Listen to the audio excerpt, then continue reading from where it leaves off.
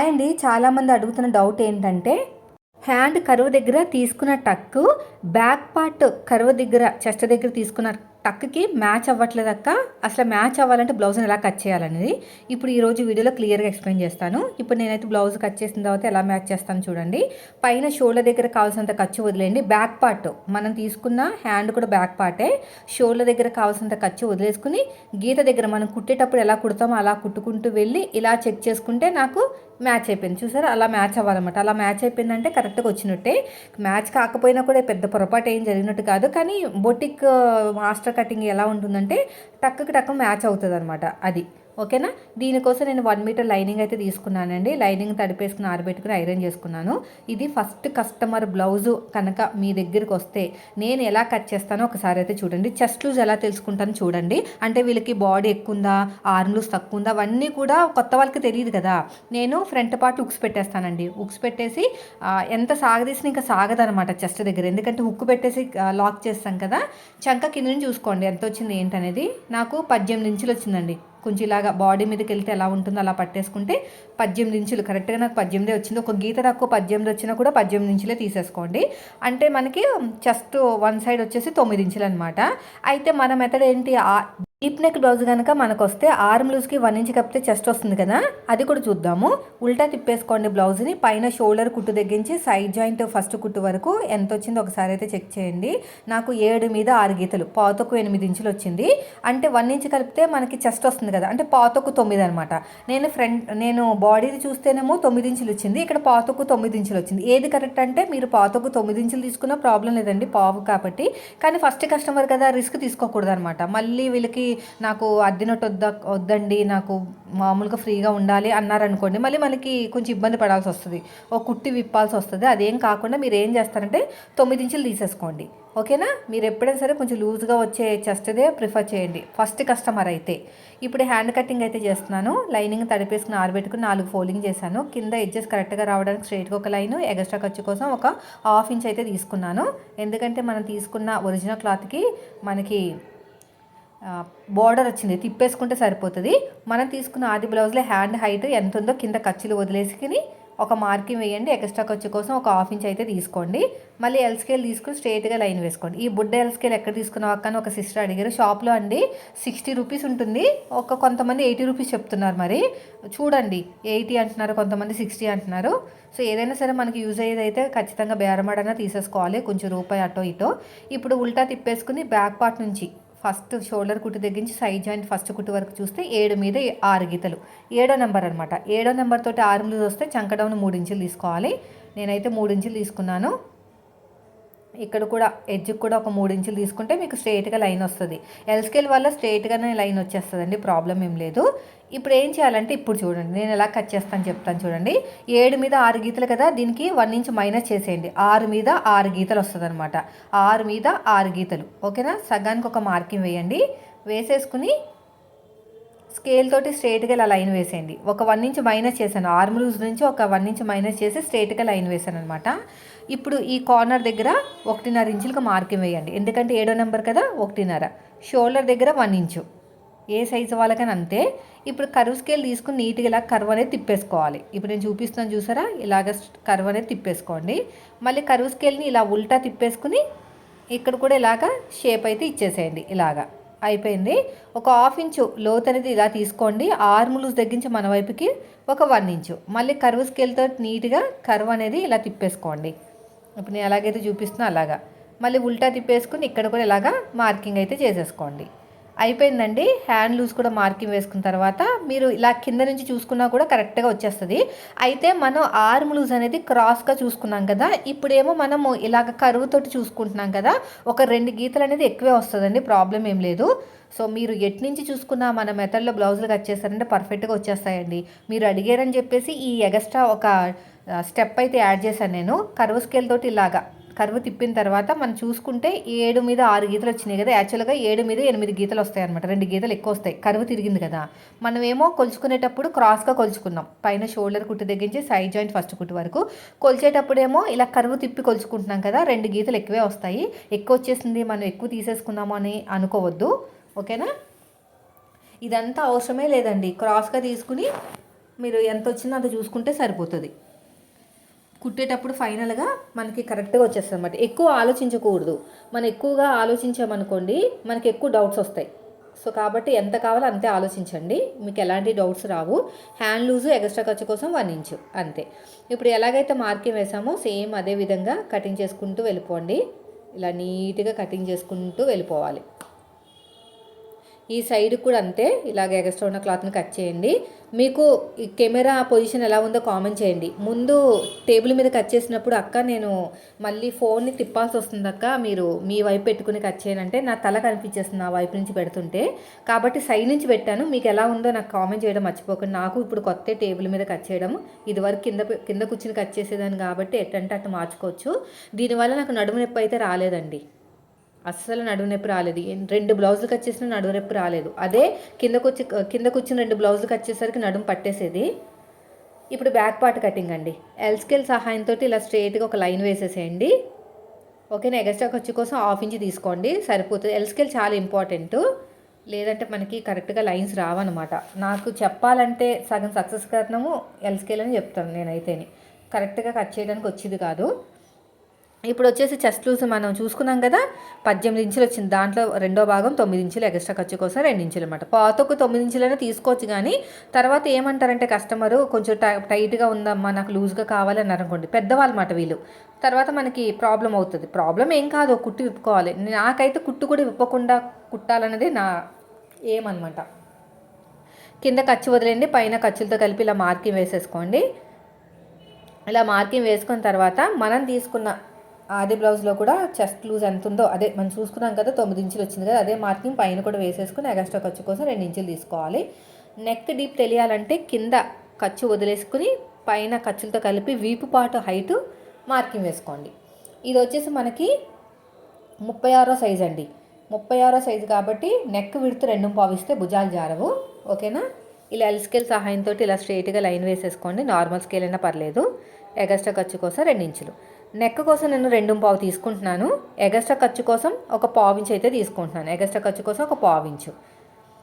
తర్వాత మనం తీసుకున్న ఆది బ్లౌజ్లో చిన్న షోల్డరు 1/4 ఇంచ్ అని చెప్పాను చూసారా, అక్కడ నుంచి మార్కింగ్ వేసుకోవాలి. 1/4 ఇంచ్ ఉంది కదా, ఇక్కడ నుంచి 1/4 ఇంచ్ దగ్గర నుంచి మార్కింగ్ వేసుకుని ఎగస్ట్రా ఖర్చు కోసం 1/2 ఇంచు. నెక్ దగ్గర 1/4 ఇంచు, షోల్డర్ దగ్గర 1/2 ఇంచు, ఎందుకంటే ఎక్కువ పట్టుకుని ఖర్చులు పట్టుకుని కుడతామన్నమాట. ఫుల్ షోల్డర్ నాకైతే 5.5 ఇంచులు వచ్చింది అండి. చంక డౌను 6 ఇంచులు తీసుకుంటున్నాను. సరిపోకపోతే మళ్ళీ అడ్జస్ట్మెంట్ చేయొచ్చు.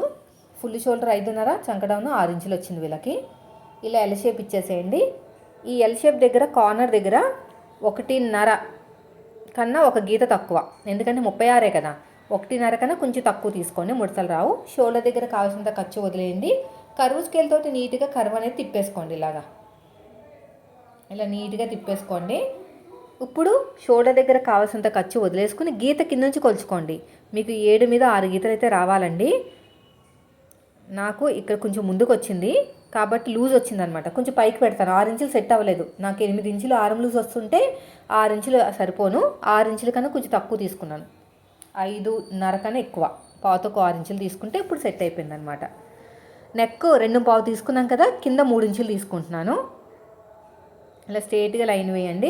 ఇక్కడ కూడా అంతే. ఇప్పుడు రౌండ్ నెక్ కర్వ్ స్కేల్తో నీట్గా కర్వ్ అనేది తిప్పేసుకొని నడుము లూజ్ చెక్ చేసుకోండి. కాజా పట్టి వదిలి సుక్సు పట్టి వరకు ఎంత వచ్చింది చూడండి. ఇక చిన్న టక్ ఇచ్చాం కదా, ఈ టక్ అనేది మనకు అక్కడ మ్యాచ్ చేసుకోవాలన్నమాట. షోల్డర్ దగ్గర కావాల్సినంత ఖర్చు వదిలేసుకుని కొలుచుకోవాలి. ఇలా పెట్టేసుకుని ఇలా కొలుచుకుంటే మనకి మ్యాచ్ అయిపోతుంది. ఒక 2 గీతలు ఎక్కువ వచ్చినా పర్లేదు, ఎందుకంటే మనం క్రాస్గా చూసుకున్నాం కదా ఆర్మ్ లూజు, ఇదేమో కరువు తిప్పుతున్నాం కదా, అందుకని మీరు అటు ఇటు వచ్చినా కూడా కంగారు పడవలసిన అవసరం లేదండి. మనకి ఖచ్చితంగా మ్యాచ్ అయిపోతుంది. మరి ప్రతి పాయింట్ కూడా బాగా ఆలోచించామనుకోండి లేట్ అయిపోతుంది. బ్లౌజ్ కటింగ్ అనేది చాలా లేట్ అయిపోతుంది అనమాట. సో నేను చెప్పినట్టు కట్ చేయండి అంతే. నడుము లూజు కాజా పట్టి వదిలేసి ఉక్సు పట్టి వరకు. ఇప్పుడు నేను మళ్ళీ షూటింగ్ చేసే పొజిషన్ మార్చాను, కెమెరా పొజిషను నా పక్కకే నా కొంచెం వెనక పెట్టుకున్నాను. ఇది ఎలా ఉందో చెప్పండి, ఓకేనా. ఫస్ట్ది బాగుందా సెకండ్ది బాగుందో చెప్పండి, ఓకేనా. నడుము లూజు మనకి డాట్ కోసం 1 ఇంచ్ కలిపితే పాతకు 9 ఇంచులు వచ్చింది. సగానికి ఒక మార్కింగ్ వేసుకుని అటు ఒక 1/2 ఇంచు ఇటు ఒక 1/2 ఇంచు. హైట్ వచ్చేసి ఒక 4 ఇంచులు తీసుకున్నాను. ఇదైతే బాగా క్లియర్గా కనిపిస్తుందని నేను అనుకుంటున్నాను. ముందు కన్నా ఈ పొజిషన్ బాగుందనిపించింది నాకు. ఇప్పుడు ఎలాగైతే మార్కింగ్ వేసామో సేమ్ అదే విధంగా కటింగ్ చేసుకుంటూ వెళ్ళిపోండి. ఇలా నీట్గా కటింగ్ చేసుకుంటూ వెళ్ళిపోవాలి. సో నేను అటువైపు తిరగలేను, ఎందుకంటే మరి కెమెరాకి కనిపించదు కదా. ఈ క్లాత్ని తిప్పేస్తున్నాను. ఇలా నీట్గా కటింగ్ చేసుకుంటూ వెళ్ళిపోండి. ఇలా మొత్తం కూడా అంతే. ఇక్కడ కూడా అంతేనండి.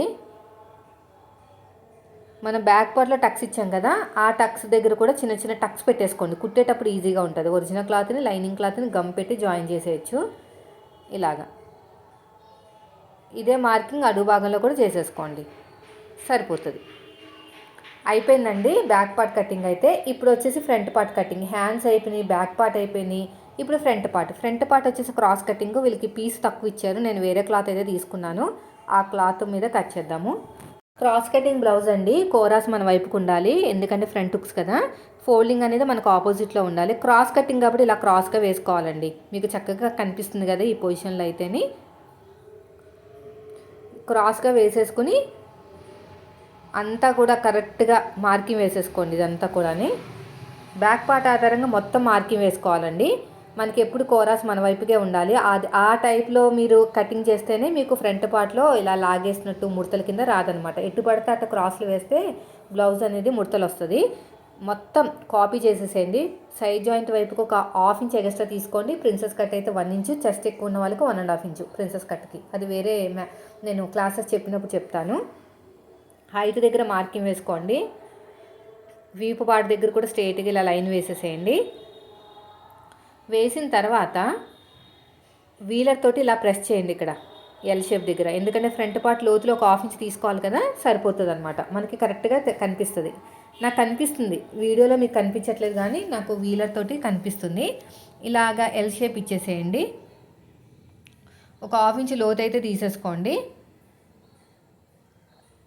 ఒక 1/2 ఇంచ్ లోతు తీసేసుకుని కర్వ్ అనేది తిప్పేసుకోండి. ఇలాగ చక్కగా బాగుంటుంది. షోల్డర్ దగ్గర కావాల్సినంత ఖర్చు వదిలేయండి.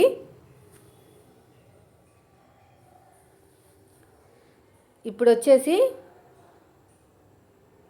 ఫ్రంట్ పార్ట్ హైటు ఇక్కడ చూడండి, ఇది మనకి అసలైన కుట్టు. నాకు ఖర్చుతో కలిపి అని చెప్తాను కదా, ఇదనమాట. ఖర్చుతో కలిపి మార్కింగ్ అంటాను కదా, ఎందుకంటే మన షేప్ బెల్ట్ జాయిన్ చేయాలి కదా, అందుకుని. పైన షోల్డర్ కుట్టు ఇక్కడ ఉంది, ఓకేనా. షోల్డర్ కుట్టు దగ్గర నుంచి సైడ్ జాయింట్ ఫస్ట్ కుట్టు వరకు ఎంత వచ్చిందో చూడండి. పైన షోల్డర్ కుట్టు దగ్గర నుంచి కింద సైడ్ జాయింట్ అంటే కింద షేప్ బెల్ట్ కుట్టు వరకు ఎంత వచ్చింది చూడండి. 12 మీద 7 గీతలండి, ఓకేనా. సో నేను మార్కింగ్ కూడా పైన షోల్డర్ దగ్గర కావాల్సినంత ఖర్చు వదిలేసుకుని కింద 12 మీద 7 గీతలు మార్కింగ్ వేసుకుంటే మనకి షేప్ బెల్ట్ జాయిన్ చేయడానికి కూడా ఖర్చు అనేది వచ్చేసినట్టే. అర్థమైంది కదా. ఇప్పుడు ఇక్కడ ఎల్ స్కేల్ తీసుకోండి. మన వైపుకి ఒక లైన్ ఉంది కదా, ఇక్కడ పెట్టేసుకుని స్ట్రైట్గా ఒక లైన్ వేయండి. ఇక్కడ బ్యాక్ పార్ట్కి ఫ్రంట్ పార్ట్కి మధ్యన డిఫరెన్స్ 2.5 ఇంచులు ఉండాలి సైడ్ జాయింట్ వైపుకి, అప్పుడే షేప్ బెల్ట్ అనేది చూడడానికి కొంచెం బాగుంటుంది. ఫ్రంట్ పార్ట్ నెక్ అండి, బాడీ మీదకి వెళ్ళిన తర్వాత బ్లౌజ్ ఎలా ఉంటుందో అలా పెట్టేసుకోండి. ఇలా కరెక్ట్గా పెట్టేసుకుని ఇలాగా అడ్డంగా ఒక స్కేల్ పెట్టుకోండి. వీళ్ళు చూసారా వీ షేప్ వచ్చింది చూసారా, బాడీ మీదకి వెళ్ళిన తర్వాత వీ షేపే వస్తుందండి. పైన షోల్డర్ కుట్టు దగ్గర నుంచి తిన్నగా చూస్తే నాకు 6 మీద 7 గీతలు అనమాట. 6 మీద 7 గీతలు, మనది మాత్రం రౌండ్గా రావాలి. ఇది నేను కుట్టిన బ్లౌజ్ కాదు. 6 మీద 7 గీతలు నేను కుట్టిన బ్లౌజ్ కాదు కాబట్టే నేను చెస్ట్ లూజ్ అనేది ఇలా తెలుసుకున్నాను. మీకు అర్థమైందా. అదే నేను కుట్టిన బ్లౌజ్ అయితే తెలిసిపోతుంది. పైన 6 మీద 7 గీతలకైతే మార్కింగ్ వేస్తాను. ఇక్కడ చిన్న పొరపాటు చేశాను, మీరు గమనించండి. పైన షోల్డరు ఫస్ట్ లైన్ నుంచి మార్కింగ్ వేసుకోవాలి. నేను ఏం చేశానంటే కింద లైన్ నుంచి మార్కింగ్ వేసాను. దీనివల్ల నెక్ రౌండ్ అనేది ఎక్కువ అయిపోతుంది. మళ్ళీ నేను అడ్జస్ట్ చేశానండి. అదే అలాంటి పొరపాట్లు మనకు తెలియకుండా జరుగుతాయి అనమాట. మీరు అబ్జర్వ్ చేశారు కదా, పైన షోల్డర్ కుట్టు దగ్గర నుంచి కింద నుంచి నేను మార్కింగ్ వేసాను. అలా వేయటం వల్ల నాకు నెక్ రౌండ్ ఎక్కువ అయిపోయింది. అందుకని ఇంకోసారి చెక్ చేసుకుంటే నాకు బయటపడింది. పైన షోల్డర్ దగ్గర కావాల్సిన ఖర్చు వదిలేసుకుంటే చూడండి నాకు ఎంత ఎక్కువ వచ్చేసిందో. చూసారా, నేను ఏం చేశాను, పైన లైన్ నుంచి చేయలేదు, కింద లైన్ నుంచి చేశాను. అలా చేయకూడదు, పైన ఫస్ట్ లైన్ నుంచి చేసుకోవాలి మన మార్కింగ్ అనేది. నాకు ఎందుకు చాలా డిఫరెన్స్ వచ్చేసింది. ఎందుకు ఇంత అలా డిఫరెంట్ వచ్చిందో నాకు అప్పుడు అర్థం కాలేదు. ఇప్పుడు వీడియోలో ఎడిటింగ్ చేస్తుంటే నాకు ఇప్పుడు కనిపించింది అనమాట. ఇలా నెక్ రౌండ్ అనేది మళ్ళీ పైకి పెట్టానండి కొంచెం.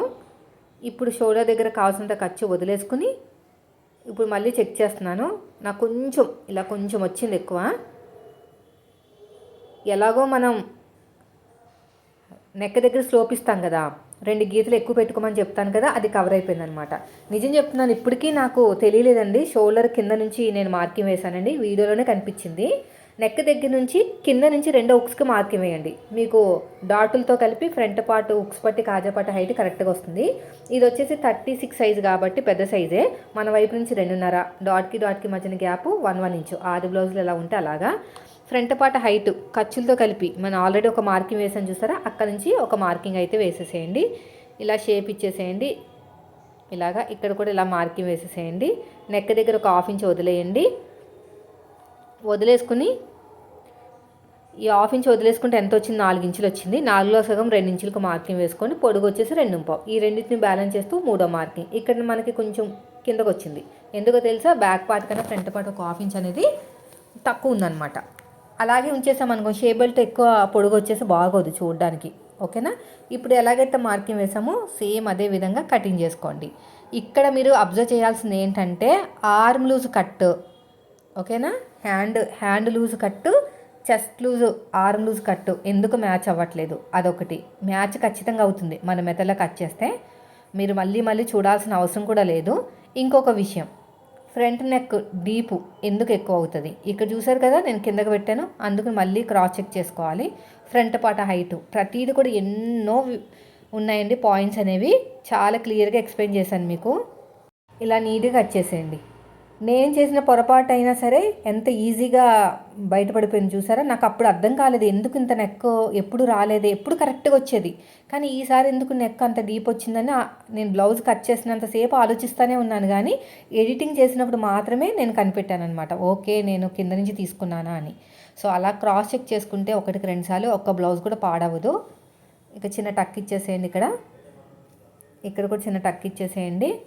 అయిపోయిందండి. ఇంకా ఇప్పుడు షేప్ బెల్ట్ కటింగ్ కట్ చేసుకునే ముందు బ్యాక్ పార్ట్ మీద ఫ్రంట్ పార్ట్ పెట్టేసుకుని సైడ్ జాయింట్ ఎంత వచ్చిందో ఒక 1/4 ఇంచు టేప్ని వదిలేసుకుని కొలుచుకోవాలన్నమాట. అది ఎలా కొలుచుకోవాలో ఇప్పుడు ఈ వీడియోలో చూపిస్తాను చూడండి.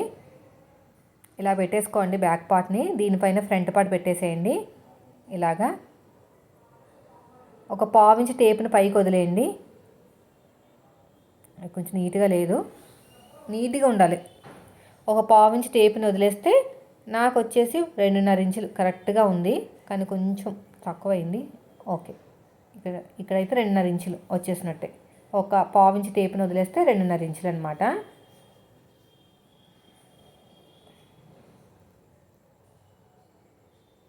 ఇక్కడ కూర ఉన్న క్లాత్ నీట్గా కట్ చేసేద్దాము. మనకి పట్టి అతకడానికి, బ్యాక్ పార్ట్లో పట్టి అతకడానికి ఈజీగా ఉంటుంది. ఇలాగా ఇప్పుడు దీంట్లో షేప్ బెల్ట్ అయితే కట్ చేసుకోవచ్చు, ఈజీగానే ఉంటుంది. క్లాత్ కూడా సరిపోతుంది మనకి. కొంచెం నీట్గా కట్ చేసుకోండి. వంక టింకర్గా ఉంటే ఏంటంటే షేప్ కూడా వంక టింకర్గా వస్తుంది షేప్ బెల్ట్.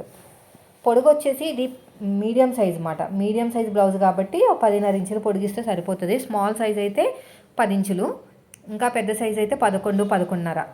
పొడుగు వచ్చేసి నేనైతే 10.5 ఇంచులు తీసుకుంటున్నాను. సైడ్ జాయింట్ వైపుకి 2.5, ఇలా 2.5 ఇంచులు. మనకి ఉక్సు పట్టి కాజా పట్టి వైపుకి ఆది బ్లౌజ్ని చూసుకోవాలి కదా, ఒక 1/2 ఇంచు టేప్ని వదిలేయాలి. ఎందుకంటే పైన ఖర్చులు కింద ఖర్చులు కావాలి కాబట్టి. 3.5 వచ్చింది. అదేవిధంగా మెయిన్ డాట్ దగ్గర కూడా అలాగే చూసుకోండి. నాకు పాత ఒక 3 వచ్చింది. తెలిసిపోతుందండి, మనకి ఈజీగా తెలిసిపోతుంది. బ్లౌజులు కుట్టి ఉంటాం కదా, నేను ఎలాంటి ప్రాసెస్ ఉండాలి అనేది చెప్తాను. ఒక టేప్ని 1/2 ఇంచు పైకి వదిలేయాలన్నమాట, అప్పుడే కరెక్ట్గా వస్తుంది. ఇప్పుడు ఇలాగే కటింగ్ అయితే చేసేసుకోండి, ఎలాగైతే మార్కింగ్ వేసామో. ఇంకొక లేయర్ కూడా కావాలండి. ఒక లేయర్తో అయితే బ్లౌజ్ అయితే కటింగ్ కాదు, అంటే షేప్ బెల్ట్ అనేది నిలబడదు. మనకి ఇంకొక లేయర్ కావాలి. సో ఇక్కడ వస్తుంది, మేబీ చూసుకోవాలన్నమాట. ఇక్కడ